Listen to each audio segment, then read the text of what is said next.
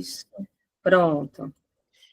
Bom, então, conforme já foi falado, eu sou aqui da Universidade de Brasília, né, professora Elisa Andrade, eu sou do Laboratório Periférico, Assessoria Sociotécnica, Residência, né, Ciência, Tecnologia e Sociedade, Habitat, Agroecologia, Saúde e Economia Solidária, da Universidade de Brasília, e vou falar das cidades sensíveis à água, ecossistemas urbanos, comunidades e soluções baseadas na natureza. Eu trabalho com essa temática há quase 20 anos, né, das cidades sensíveis à água, drenagem natural, até vir para essa terminologia de soluções baseadas na natureza. Agradeço muito aqui ao grupo de pesquisa, né, de interação, a pesquisa em soluções baseadas na natureza, essa oportunidade de mostrar um pouco do que a gente está fazendo e também aprender com vocês, fiquei interessada no trabalho de vocês, né. Essa imagem aqui mostra, né, que nós estamos fazendo agora, né, junto ao Ministério das Cidades, né, a Secretaria Nacional de Periferias, a gente trabalhou com o programa Periferia Sem Risco, e agora soluções baseadas na natureza nas periferias.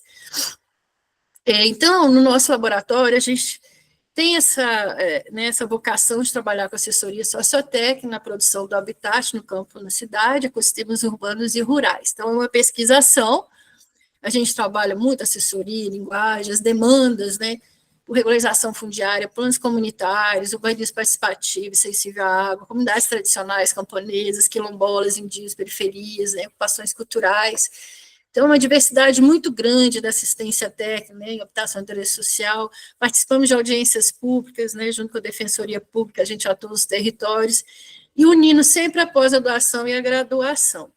Então, aqui, só para vocês terem ideia, uma noção da as bacias hidrográficas do Distrito Federal, e essas bolinhas, né, são áreas de ocupações irregulares, né, e aqui embaixo, os debates que a gente faz, a gente tem a deputada Érica Cocai como nossa madrinha, né, na residência CTS, né, então a gente promove alguns eventos, né, junto com os movimentos sociais, na discussão da produção do habitat. Então, por esse mapa a gente percebe, assim, como é o território do DF e os conflitos, né, assim, a gente tem grande parte do território assegurado por unidade de conservação, a APA do Planalto Central, e, por outro lado, a gente tem uma desigualdade imensa, né, uma falta de atendimento às demandas habitacionais, e a gente tem essas ocupações, né, e isso vai gerando uma situação muito difícil, né, para ser resolvido em termos de conflitos socioambientais. Então, só do lado esquerdo ali, que é o Rio Descoberto, que vocês estão vendo,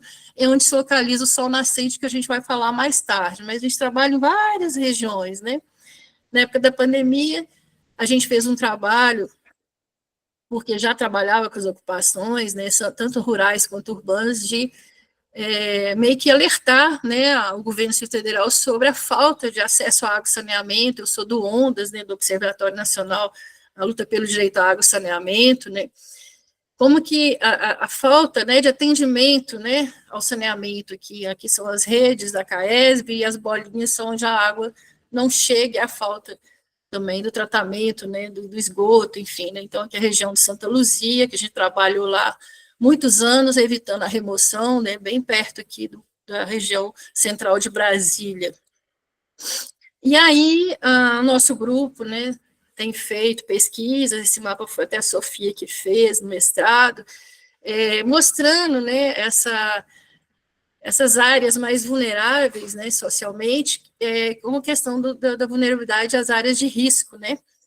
Então, essas áreas, a que está mais vermelhinha aqui, são áreas mais, né, em situação de risco, Fercal, aqui o número 7, Sol Nascente, né, aqui embaixo, né, parte mais baixa aqui, São Sebastião, né, então, o Serviço Geológico Brasileiro identifica essas áreas mais vulneráveis e a gente faz a sobreposição com as áreas mais socialmente vulneráveis, né, então, aqui a gente tem uma noção do que é o lugar que a gente vem trabalhando no sol nascente, né, então, as bordas, né, ali é uma região da Chapada, da Ceilândia, né, então, como que a gente tem uma declividade acentuada e como que o desenho das vias, né, começaram com ocupações, mas depois a própria grilagem vai fazendo esse urbanismo, né, que não respeita as curvas de nível, então fica muito mais difícil, né, de organizar né, esse desenho urbano sensível à água. Por outro lado, a gente tem, né, ocupações fora das poligonais, bem próxima à área de risco, porque não existe um atendimento das demandas habitacionais, né? Então, a gente tem, em média, uns 100 mil domicílios, né, uma demanda habitacional, e a gente encontra, né, segundo o censo, 150 mil imóveis desocupados, né? Então, não se faz valer o Estatuto da Cidade. Então, é uma premissa, assim, que a gente tem que considerar toda a audiência pública, né, que não tem esse atendimento das demandas, por isso que tem essa ocupação dessas áreas mais sensíveis, áreas que estão, às vezes, em unidade de conservação, né.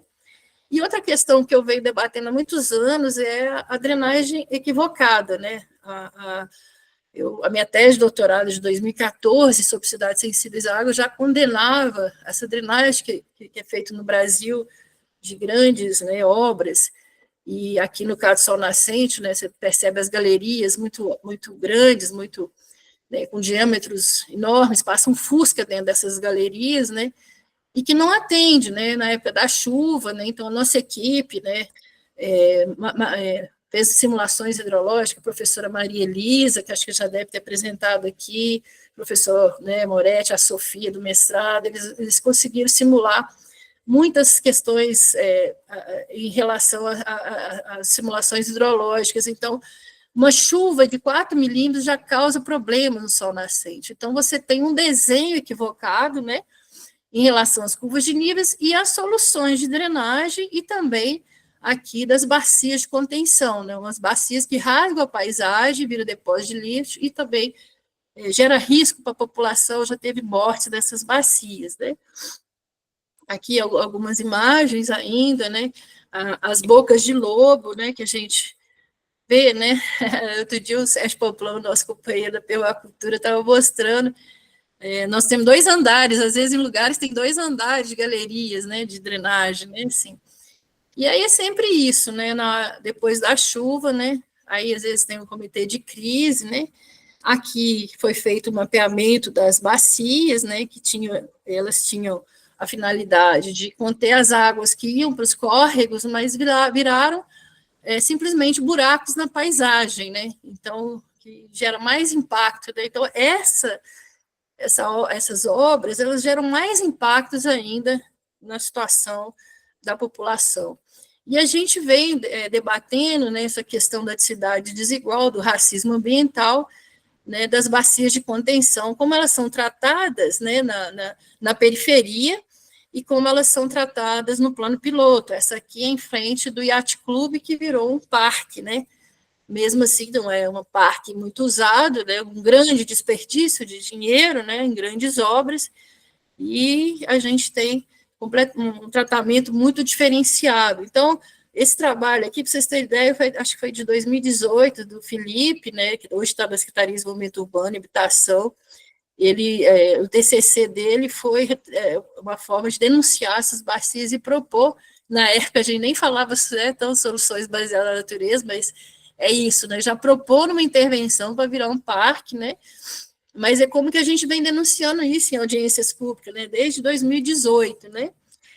E uma coisa que eu fiz na minha tese de doutorado, né, eu fui reunindo vários estudos, né, quando eu estava ainda no Comitê de Bacia do Paranoá, né, foi mostrar que existe, né, uma diferença, né, nos padrões espaciais, né, como a gente ocupa o território, né, então o desenho, né, com isso tem o percentual de áreas impermeáveis, né, diferentes da faixa de renda, por exemplo, em relação também ao consumo. Então, muitas vezes você tem um padrão, né, tipo Lago Sul, que você tem áreas verdes e tal, mas você tem um consumo de água muito maior. Então, esse desequilíbrio não é tratado muitas vezes, né, na questão de se pensar soluções baseadas na natureza, porque não é só ter uma área verde, mas também essa questão, como que a gente vai lidar com o consumo de água, como que a gente vai lidar com as várias formas, né, de contenção de água, de distribuição de água, né, na bacia hidrográfica, né. Então, existem essas injustiças, essas formas, né? Então, às vezes, a gente tem, por exemplo, na Andagolândia, taxas de permeabilidade, né, muito, a impermeabilidade muito maior, mas um consumo de água muito menor, né? Então, foi isso que eu fui debatendo dentro do comitê de bacia, né? Então, a gente tem uma diversidade que a gente chama, na minha tese de doutorado, de heterogeneidade espacial. A bacia hidrográfica, ela é composta, então, por vários tipos, né, de ocupações, de formas, e que vão gerando impactos, né, seja né, no ciclo da água, né, e na paisagem, né, ou seja, a forma que as comunidades vivem também, né. Então, isso tudo tem que levar em consideração, né? Ora você tem áreas mais densas, ora você tem áreas menos densas, e como que você faz esses corredores ecológicos, e como é que você trabalha essa heterogeneidade espacial na bacia hidrográfica. E sempre me chamou a atenção, eu vim, né, na época eu estudava, assim, desde que eu comecei a estudar, né, 20, 15 anos atrás, como que o desenho urbano, ele faz diferença, né, e eu fui acompanhando os manuais da Unesco também, a série da Unesco, né, como que a arquitetura causa impacto, né, nessa situação, e poucas, assim, naquela época não tinha quase arquitetos trabalhando nessa frente em relação à água, né, e aí o desenho, ele faz diferença, né, se você tem uma forma reticulada, se você tem uma forma mais orgânica, se você tem uma rua que você consegue fazer com que a enxurrada não passe direto, que ela vai sendo amortecida pela curva, pelos jardins que vão sendo, né? Então, com isso, eu fui trazendo, né, para dentro do comitê de bacia, mostrando para os engenheiros, principalmente, né, que a gente tinha que unir o saneamento, né, que a gente tinha que integrar todos os segmentos, os órgãos que mexem com a água, que trabalham com a água. Né? Amanhã mesmo, não, quinta-feira, eu vou participar de um evento do saneamento, né, porque a drenagem ainda está muito, aqui no Distrito Federal, está muito ultrapassada, né? E a gente integrar as várias formas, né, do saneamento ecológico, né? E a arquitetura, ela tem uma relação muito direta com isso, né? E a gente precisa de mais pessoas trabalhando nessa frente da água, né? Ou seja, essas soluções baseadas na natureza hoje, né? Que junta também o paisagismo, a arquitetura da paisagem com infraestrutura, né? Então, à medida que a gente vai tendo uma cidade mais densa, né, o lençol freático tende a baixar, né? Então, isso que lá na Austrália, quando eu estudei o programa Cidades Sensíveis à Água, na década de 90, eles começaram a perceber que eles precisavam ter um programa nacional e descobriram isso, que o desenho urbano fazia diferença. Por isso, o WSUT, o Water Sensitive Urban Design, né, o desenho urbano sensível à água, né, de como a forma urbana, né, ela faz diferença integrada ao saneamento, né, aos ecossistemas, ao paisagismo, né. E aí, quando eu comecei a estudar, na década, a Austrália trabalhou trabalha até hoje com esse programa, foi no sentido que eles estavam vivendo a seca do milênio, na década de 90, né. Então, eles precisavam recuperar cidades que estavam com problema de escassez. Então, foi um programa assim que ele até hoje existe, né? E foi muito importante de recuperar essas cidades, né? Então, como é que funciona isso, né? A gestão compartilhada da água, comunidade sensível à água, né? Ocupação ecologicamente sustentável, que interliga o desenho urbano, né? Com o uso do solo, com o transporte, energia, população, os resíduos, né?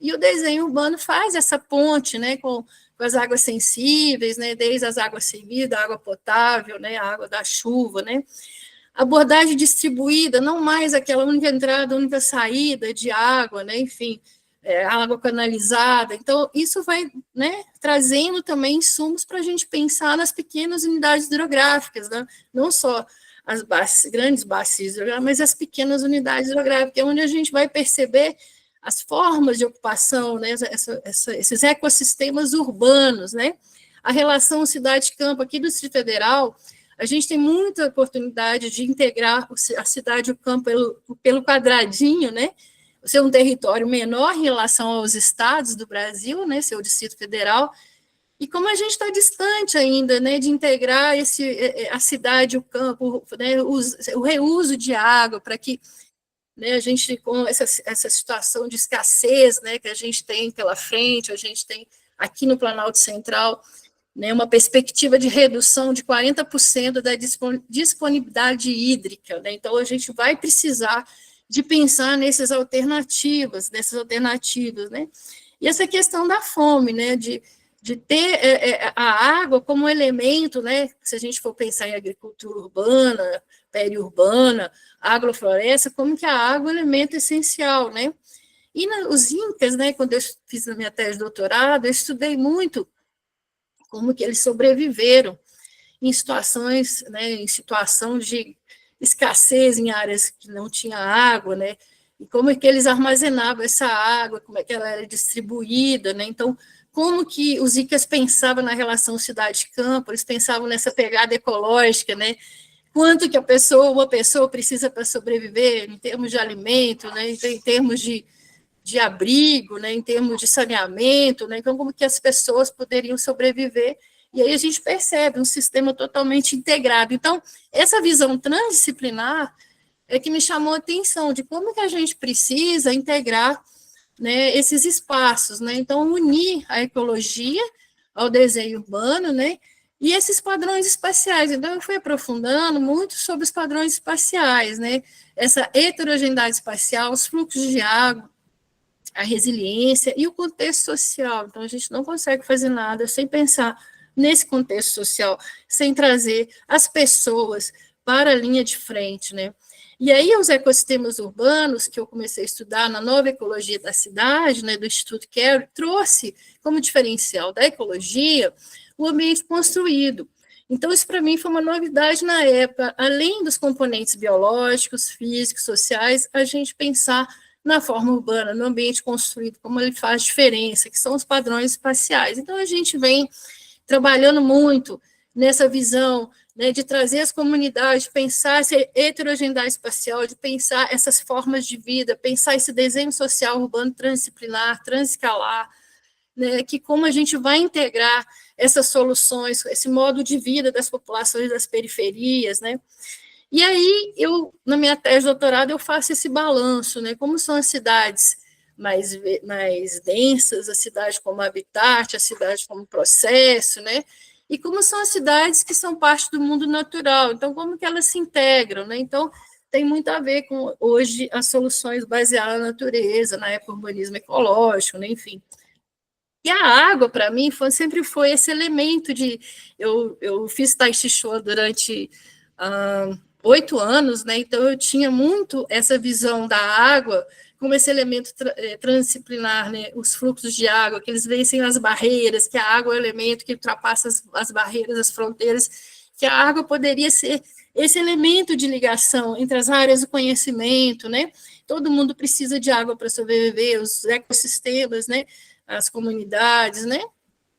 E aí, durante 5 anos, eu criei o projeto Brasília Sensível à Água e desenvolvi esse manual, né, a partir da minha tese de doutorado, né, no capítulo 5, eu já desenvolvi esses padrões espaciais a partir de vários manuais que eu tinha estudado naquela época, né, da Austrália, dos Estados Unidos, assim, como que eles estavam trabalhando essa nova visão, né, do desenho urbano sensível à água, né, e aí a gente precisa pensar nessas comunidades, né, sensibilizadas. Então, por isso a importância de fazer parte do comitê de bacias, né, trazer não só as comunidades, mas os parlamentares, né, o serviço público, pensar nos governos, indústrias, empresas, né, então a água é esse elemento, né, por isso que eu faço parte do ONDAS, né, Observatório Nacional na Luta pelo Direito à Água e Saneamento, né, no combate à privatização dos serviços da água, né?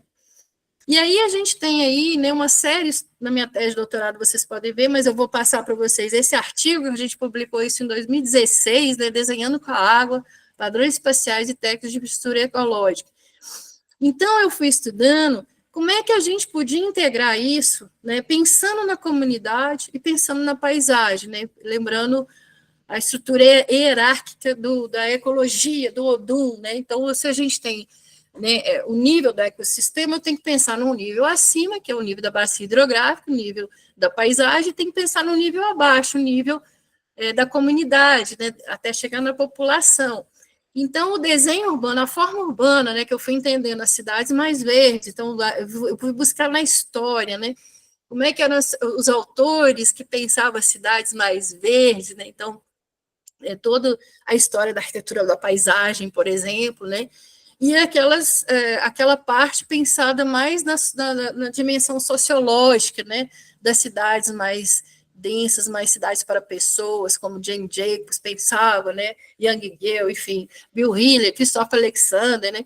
Mas eu tinha que integrar a cidade pensada para as pessoas com a cidade também pensada na paisagem, né? Nessa questão do verde, né? Da questão de trazer a água, esse equilíbrio da heterogeneidade espacial. Então, eu pensei, né, a parte dos padrões globais, que define a paisagem, os padrões que definem a comunidade, bairros, agrupamentos, edificações, e os padrões locais de agrupamentos e edificações. Né? Não vai dar tempo da gente entrar nesse detalhe, né? Então, a gente vem trabalhando essa forma de linguagem, né, a partir desses padrões, né? Então, aí vem, né, uma série de padrões, pensando na visão transdisciplinar da água, né, a sobreposição de zoneamentos, desde os planos diretores, com o zoneamento ecológico econômico, né, pensar, né, nessa parte dos parques lineares, corredores verdes, terraços, né, nessa parte de contenção de encostas, né, os canais de filtração, lagos, né, bacias de sedimentação, né, então, como que a gente vai compondo, né, esse desenho das cidades, né, os traçados de vias. Não é possível pensar em soluções baseadas na natureza se não pensar na mobilidade, né? Às vezes você precisa transformar uma via, eu vou mostrar para vocês no sol nascente, a gente vai precisar pensar, né, em transformar as vias para conter as enxurradas, né, porque não é só fazer um jardim de chuva, mas às vezes eu tenho que mudar o fluxo do carro, né, os estacionamentos, né, então são várias frentes, várias escalas, né, o jardim de chuva, né, como que a gente pode distribuir as trincheiras de filtração, as pracinhas de bairro, né, ou seja, o nível da casa, como pensar na casa, casas sensíveis à água, né, esse aproveitamento de água das chuvas, tendo em vista aqui no Federal que a gente pode ter o risco de ter uma diminuição, né, hídrica muito grande, né, o reuso de água, então, assim, são várias escalas, né, e aí eu tive a oportunidade de trabalhar na minha tese de doutorado com o Serrinha do Paranoá, a gente conseguiu, a partir desse trabalho com eles há 14, 15 anos já, vencemos a especulação imobiliária no sentido que o Ministério Público usou minha tese de doutorado para fazer embargar o empreendimento que ia ser lançado, estamos nessa briga até hoje, mostrando como que o desenho faz diferença, um desenho que já existia, que não estava ainda construído, o empreendimento, e como ele poderia ser, né? Então, a gente faz isso junto com a comunidade, né? Foi muito importante esse trabalho para que o Ministério Público conseguisse entrar com a ação para embargar o licenciamento ambiental. Então, a gente vai mostrando a construção de cenários, foi fazendo simulações, foi quando a gente fez uma interface com a professora Maria Elisa, professor Coide, né, da Faculdade de Tecnologia, mostrando que essas simulações do desenho urbano sensível à água faz diferença, né? Você consegue devolver para aquela região, né, se você fizer essa intervenção, o ciclo da água, né. Também fui pesquisando os assentamentos informais, né, com o Eric Wolff, né, que está agora em Singapura, né, o grande companheiro Eric. Como é que esse programa RISE, né, lá da Austrália, né, da Universidade Monash, estava desenvolvendo esse trabalho com os assentamentos informais, né. E aí a gente vem trabalhando nas periferias, né? Isso aqui foi o primeiro curso de extensão que a gente fez, gestão das águas, prevenção de risco e soluções baseadas na natureza. A gente ainda não estava trabalhando com o Ministério das Cidades, né? O professor Moretti, o Ricardo Moretti, que é especialista em gestão de risco, estava fazendo, que estava com professor visitante aqui, né? Ele é da Federal da UFBC, ficou com a gente aqui. Então, foi muito importante fazer esse trabalho. A primeira aproximação que a gente fez de um curso de formação, né? Então, a gente viu que deu certo, assim, que a população se interagiu bastante, e daí a gente foi se aproximando com o programa, né, Periferia Sem Risco, aqui no Distrito Federal, aqui está o secretário nacional de periferias, Léo Simões, né, quando trouxe a caravana de periferias aqui, nos trechos 2 e 3, os movimentos sociais, o MTD, no trecho 3 e o MTST no trecho 2, né?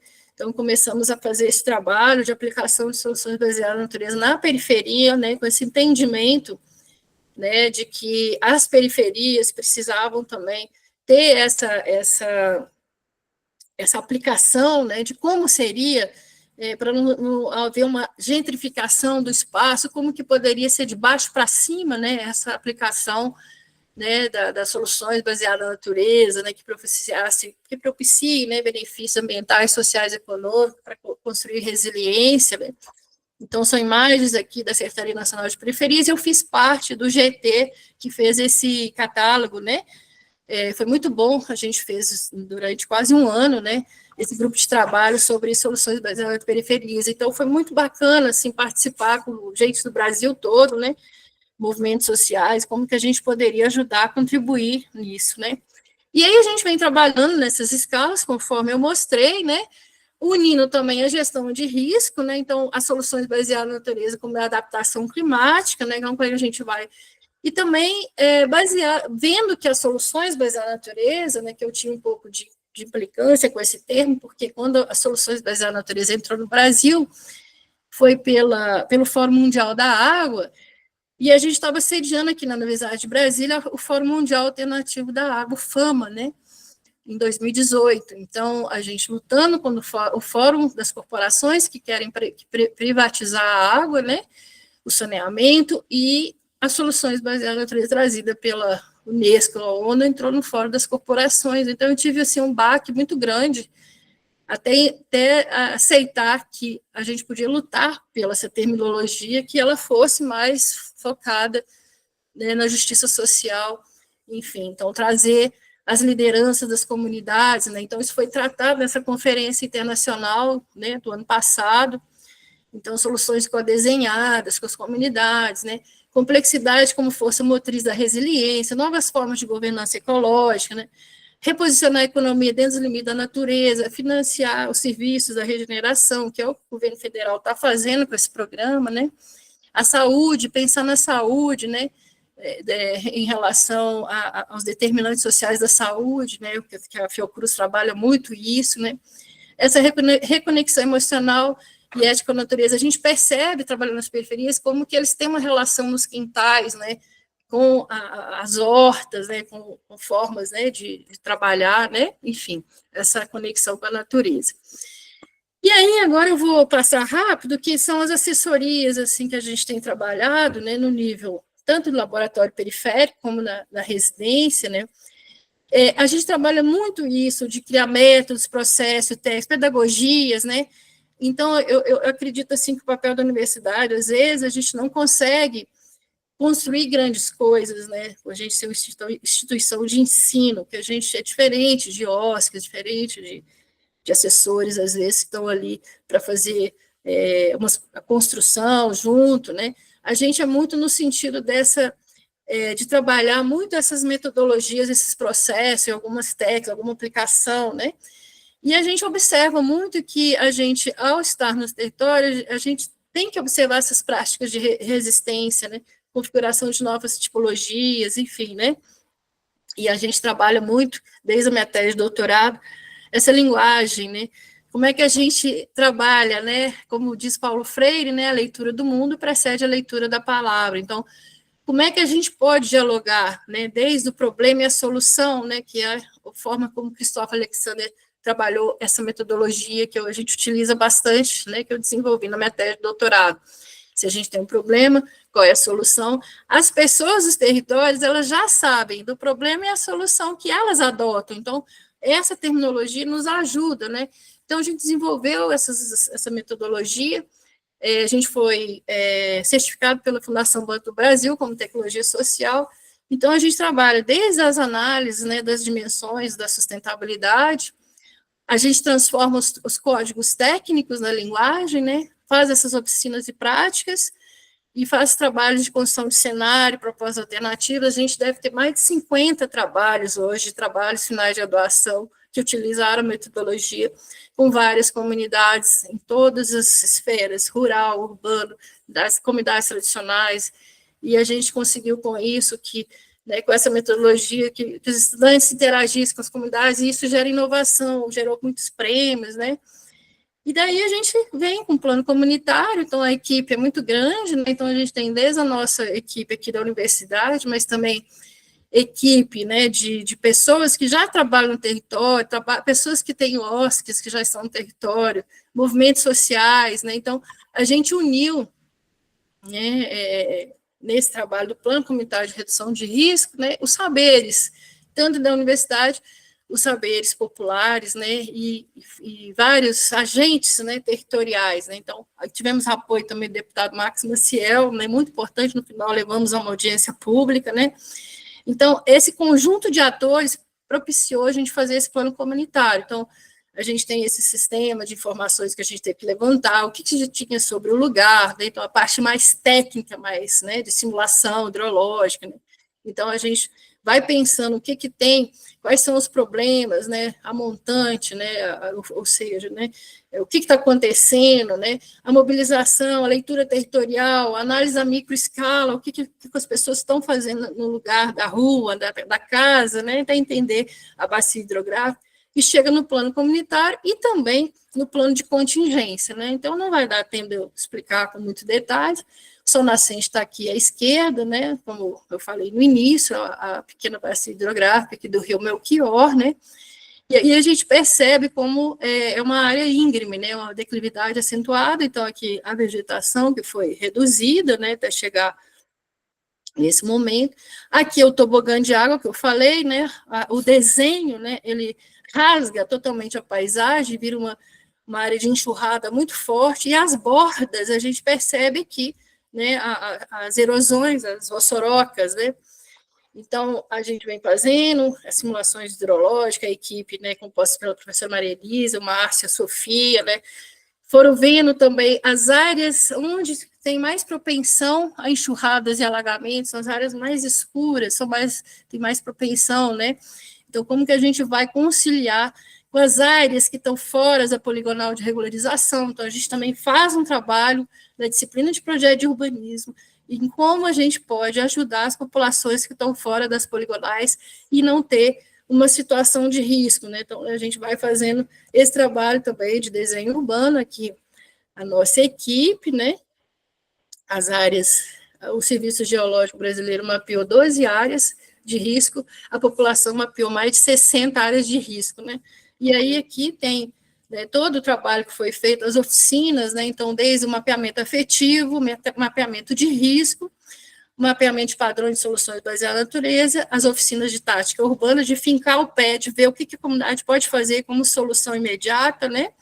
E aí a gente tem, né, as oficinas, Sol Nascente Meu Mundo, mapeando as áreas de risco, né, mapeando toda essa situação inadequada, mas também entendendo que o território, ela tem que lutar, porque ela mora ali, é a vida dela, é a casa dela, é o sonho dela, né? Então, não perder de vista isso, né? Que não é só área de risco, mas é a área onde as pessoas escolheram para viver, né, devido à falta também de oferta habitacional.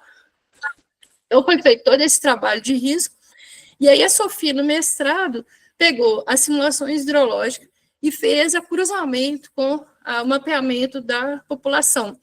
Então, com isso, a gente conseguiu mapear, né, as áreas para fazer essa intervenção, né, como a gente poderia implementar soluções baseadas na natureza. Então, a população foi entendendo, a gente dividiu em drenagem, fortalecimento da vegetação, a mobilidade, a contenção de encostas, né? Então a gente foi, e a questão da agricultura urbana, acho que a parte mais falada foi a agricultura urbana, né? O Sol Nascente hoje tem muito dessa iniciativa da população local e dos movimentos sociais de fazer hortas, né? Então tem uma propensão aí, a Jurailde aqui é a grande incentivadora, né, que põe a mão na massa para fazer as hortas do movimento, a MTST, né? Aqui, né, esse senhor estava mostrando para a gente a situação da drenagem, como que a gente poderia pensar em soluções. As crianças também, né, o movimento social tem um trabalho com as crianças, então foi feito um trabalho com as crianças também, né? A construção de cenários, aí vem estudantes da graduação fazendo seus TCCs, aqui no caso a Raíssa, né, fazendo esse trabalho de construção de cenários para a população enxergar, né, também as áreas de risco, as intervenções táticas, áreas que estavam com muito lixo, a gente pediu solicitou, junto com o deputado Marcos Maciel, que fosse feita a limpeza da área, e o movimento social entrou com força para fazer essa ação tática, né, também no trecho, não só no trecho 2, mas no trecho 3, aqui no MTD, a gente fez um movimento também de chamar as pessoas para, né, a gente trabalhar. Esse trabalho foi incluído no compêndio de abordagem baseada em comunidade, né, do G20, né, indicado pela Secretaria Nacional de Periferias. Fizemos o plano de contingência e convidamos a Defesa Civil. Foi muito difícil fazer esse contato com a Defesa Civil, e aí conseguimos, né, tem uma cartilha que eu vou passar para vocês, que é essa cartilha que a gente fez junto com a comunidade, né. Teve também a premiação do Enampur, né, que foi muito importante, como uma menção honrosa, né, em extensão. A gente fez uma mostra no Sol Nascente, fomos no encontro com os políticos na escola, a gente descobriu que a escola pode ser nossa aliada. Então, frente a um lugar tão populoso e com dificuldade de mobilização, a gente vê na escola esse potencial, né, de chamar as pessoas para trabalhar, reivindicar, né, junto com os políticos. A gente fez uma audiência pública cobrando do governo federal toda essa inadequabilidade, né, das obras que estão causando mais impactos, né, mais risco para a população, né. Aí vem os trabalhos dos estudantes de projeto de urbanismo, né, propondo soluções, né, e a gente também enviou, né, chamou os técnicos da Secretaria de Desenvolvimento Urbano e Habitação, a professora Ludmila nos ajudou, ela era do Conselho Gestor Participativo, trouxe também, né, essa aproximação do Conselho de Arquitetura e Urbanismo junto com a gente, né, e daí a gente vai formando, né, toda essa base, né, e dando continuidade. Eu acho que a característica do nosso trabalho dando continuidade aos projetos de extensão, né, que aí vai se fortalecendo. Aí veio esse projeto da continuidade, que seria soluções baseadas na natureza, a gente chegar a construir um protótipo, né, a partir de toda essa experiência. Então, a gente está agora nessa fase, né, de mobilização da escola, né, aqui está, né, o professor Sérgio Pamplona, né, o grande permacultor, que tem essa prática, né, de trabalhar com jardim de chuva, né, está sendo feito trabalho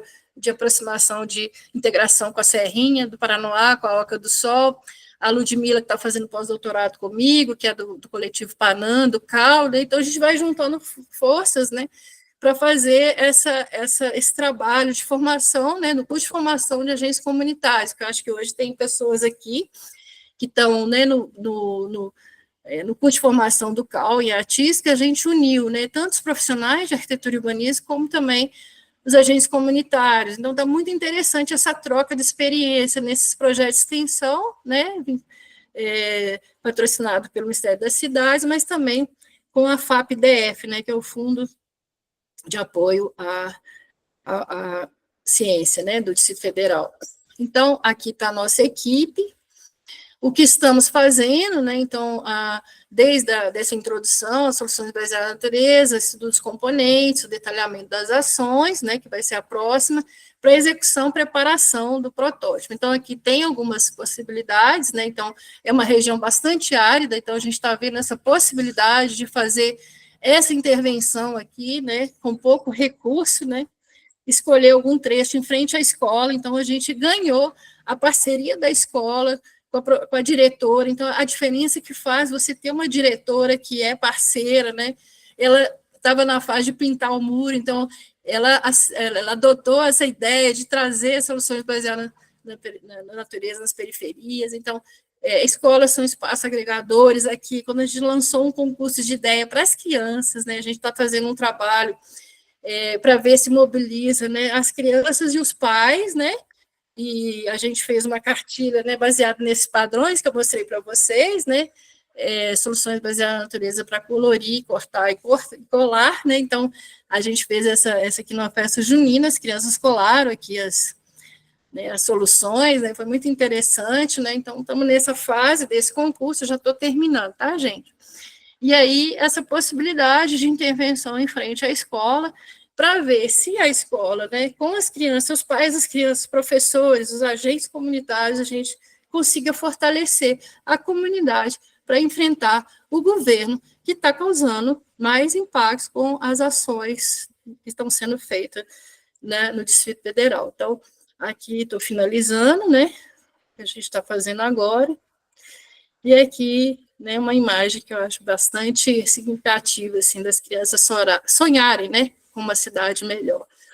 Está tendo também uma oportunidade de fazer um trabalho dentro da escola, né, de recuperação, de fazer trabalhos com hortas. A gente está trazendo a nossa residência, uma equipe multiprofissional, então a Evelyn, junto com os meninos da agroecologia, arquitetura e agroecologia, vão fazer um trabalho agora dentro da escola, vai ter um recurso de emenda parlamentar, a professora Ludmila está nos ajudando aí. Então, aqui, eu deixo aqui meus contatos, né, para quem quiser entrar em contato com a gente, e eu agradeço essa oportunidade. Não sei se eu passei o tempo.